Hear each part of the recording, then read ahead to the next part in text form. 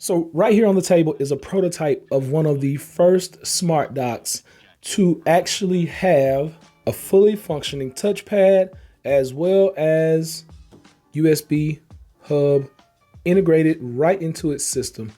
This is by the company Doco, and we're about to check this thing out right now. Stay tuned. As time goes by. So with the integration of iPadOS into our iPad Pros, we now would like to use a touchpad and make this feel more like a MacBook Pro, right? So this is not for everybody. Everybody's not going to want to do this because it does take away from the factor that I can just touch my iPad. But a lot of people want to take advantage of that ability to be able to control the assistive touch as a mouse on the screen. So the company Doco has actually came up with this smart dock. This is the first one I've been able to get my hands on that actually has a fully functioning touchpad. Now, as you guys know, I own the iPad Pro 11. Now, they were able to send me over the 12.9 because this is still in production. Like I said, they're still working on this. This one doesn't even have the battery built into it. So the one that you get if you decide to back this Kickstarter project will actually have its own battery built into it. You'll just charge it up, plug your iPad, and you're good to go. Now, if you notice, like I said, it is much bigger than my iPad.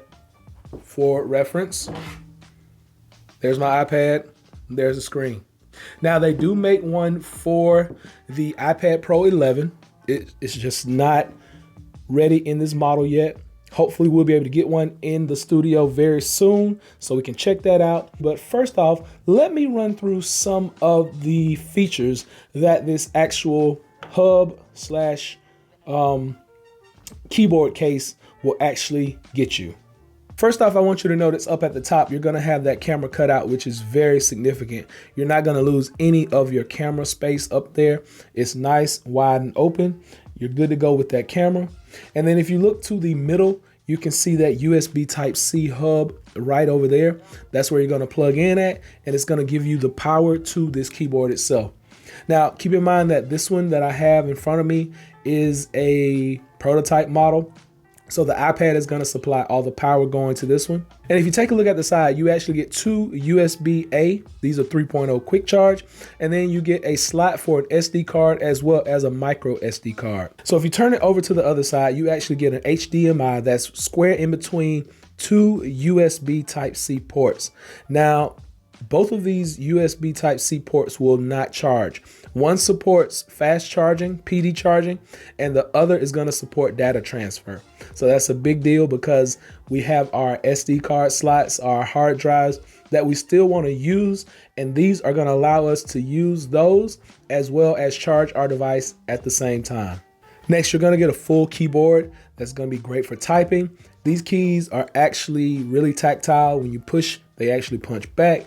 No issues with those. They feel good when you're typing on them. Then you get shortcut bar as well as that full MacBook size trackpad that's right down on the bottom. And it's going to give you nice, smooth scrolling. We're going to try that out in just a moment. But it looks like a solid build from this company, Doco. So once again, mentioning that this is a prototype model, like I said, this doesn't fit my iPad. They have several models that will fit the iPad with the pencil, as well as models that just fit the iPads themselves. But let's go on to actually plug this in and check it out. So what I'm gonna do is I'm gonna actually plug this in, USB Type-C. Now it's gonna be a little off, but you notice you do get the hub symbol up there. And as you can see, the trackpad is already picking up the mouse. So trackpad is A-OK, it's working. Let's go to a website. And something that I was recently looking at was the Samsung T7. So scrolling, two fingers, one finger doesn't scroll. So two fingers will allow you to scroll. Now this is something that Apple's very own Magic Mouse 2 will not achieve as of right now. So we do get the scrolling functionality on this keyboard, which is a big plus.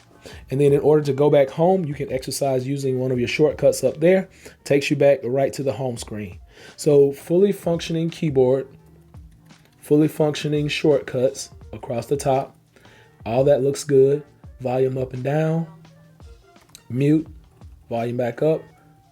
Now, what's really noticeable about this and what's really cool is that it has a backlit keyboard as well.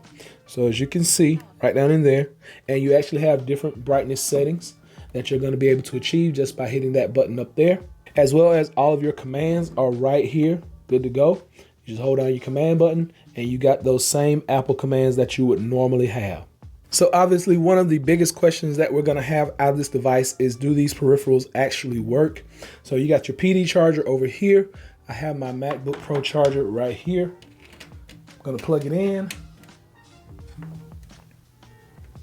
And let's see if we get a charge, and there we go.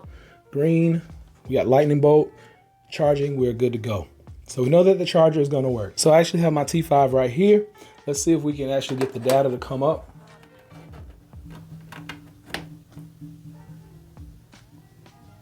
And while we're waiting on that, I'm gonna grab my hard drive. So I got my passport right here. So the T5 is not showing up.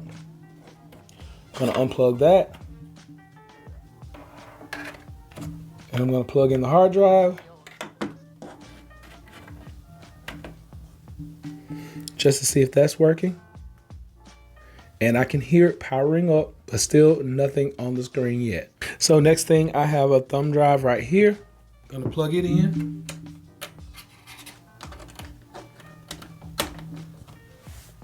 Just to see if anything pops up on that side. So nothing's popping up on the thumb drive.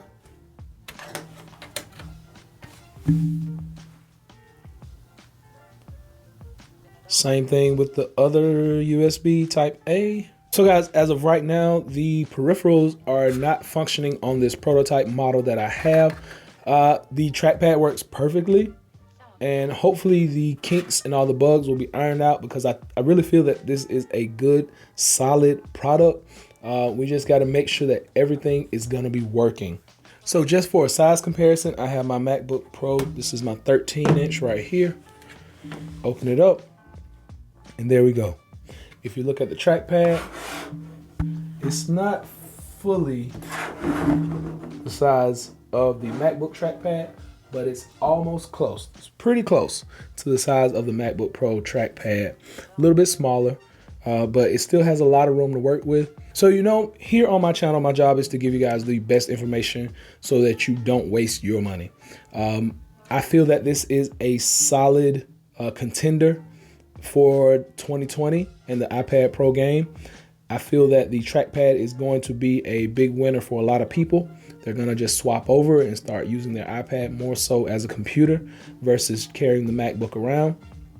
But we want to make sure that everything is working properly on here. So what I'm doing is I'm giving you the best information. I'm reaching back out to the companies. I'm letting them know the feedback so that they can make sure that these things are going to be in place before it comes to you, the buyer, the consumer.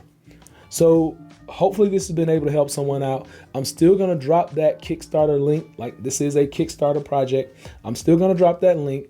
I'm going to get back with them just to let them know what I found and what's going on.